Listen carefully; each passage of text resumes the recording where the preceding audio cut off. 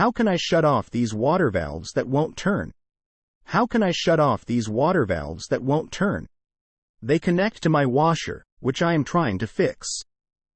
I have sprayed the valves with WD-40 and partially unscrewed the screws, but that has not helped, so I'd welcome any ideas.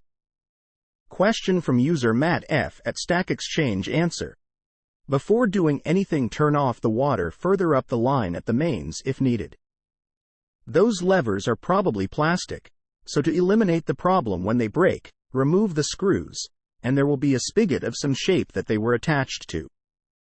A well-fitting wrench, mole or such like, or a socket from a socket set, maybe, will give better leverage. Rotate a few degrees at a time, if possible. If still not, then warm up the brass with a heat gun or hairdryer and try again. WD-40 probably didn't penetrate but may well do when the levers are off.